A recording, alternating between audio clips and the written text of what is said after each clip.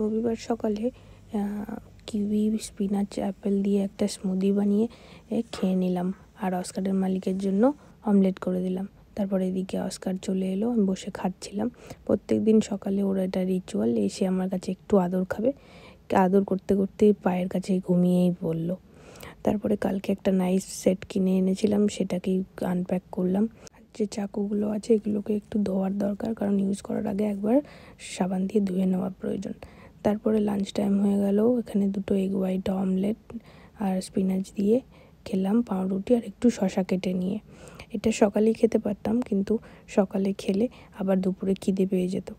তারপর চলে গেলাম রবিবারের হাঁটতে, কারণ প্রত্যেক রবিবার আমি অস্কারদের সাথে একটু বড়ই হাঁটতে যাই, মানে একটু ধরো 1 থেকে 1.5 ঘন্টা মতো। আজকে পাশের একটা মাঠে এসেছি।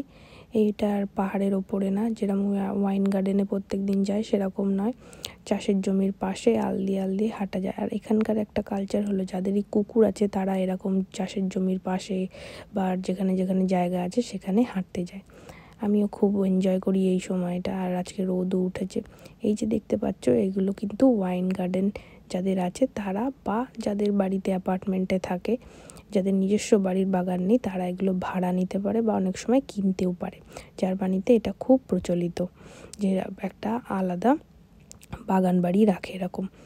তারপরে এখানে অস্কারের মালিক রিংটা নিয়ে ওর সাথে খেলছিল, কারণ বেচারা বহুদিন খেলতে পারছে না।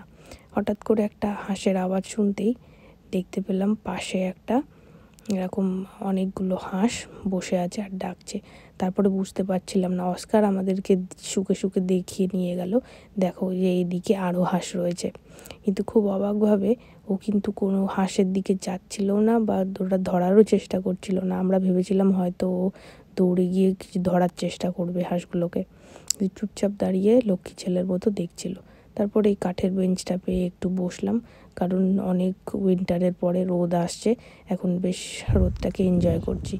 রোদ পুইয়ে নিয়ে আর একটু এগোতেই দেখি সেই হাঁসগুলোরই আরও কিছু বন্ধুবান্ধব এখানে এসে গোল মিটিং করছে। উইন্টার শেষ হওয়ার পরই প্রচুর হাঁস দেখা যায় এখানে। এই হাঁসগুলো এই গরমকালে অন্য দেশে চলে যায়, যেখানে একটু গরম থাকে সেই সব দেশে। তারপরে আবার যেই শীত কেটে যায় আবার ফিরে আসে। হাঁটা শেষ করে বাড়ি চলে এলাম, কারণ আজকে হচ্ছে মেলার শেষ দিন। আর এটা হচ্ছে আমারই বাড়ির বিল্ডিং, এই বিল্ডিংয়ের নিচেই দেখো কিরকম মেলা বসেছে। আজ ওয়েদারটা ভালো, তাই অনেক লোক হয়েছে মেলাতে। এখানে দেখো কিছু মানুষজন উইচ সেজে এসেছে। এগুলো খুব নর্মাল এখানে, এরা এরকম ফ্যান্সি ড্রেস কম্পিটিশনের মতো সেজে আসে। কারণটা ঠিক আমি জানি না, তবে দেখতে বেশ ভালোই লাগে। সূচে সুতো পরানোর একটা মেশিন এখানে একজন বিক্রি করছিল। অস্কারের মালিকের যেহেতু মা সেলাই করে, তাই জন্য মাঝে মাঝে এরকম ছোট ছোট গিফট দিলে ভালোই লাগে, তাই ওনার জন্য এরকম একটা জিনিস নিয়ে নিলাম।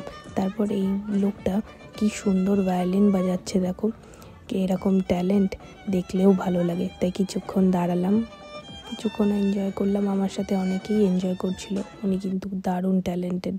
তারপর বাড়ি এসে একটা সুন্দর সূর্যাস্ত দেখছিলাম। নিজের বাড়ির জানলা থেকে এরকম সূর্যাস্ত দেখতে সবারই ভালো লাগে। আমার এত ভালো লাগছিল আজকে, মনটা খুব ভালোই লাগছিল, কিন্তু মা বাবাকে মিস করছিলাম, কিছু করার নেই।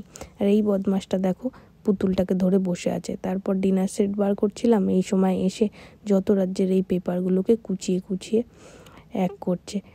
যত আকাজ করবে বাড়িতে। বাই দ্য ওয়ে, তোমাদেরকে তো দেখানোই হয়নি, এটা হচ্ছে আমার নতুন ডিনার সেট। দেখতে কিরকম হয়েছে আমাকে কমেন্ট করে প্লিজ জানিও।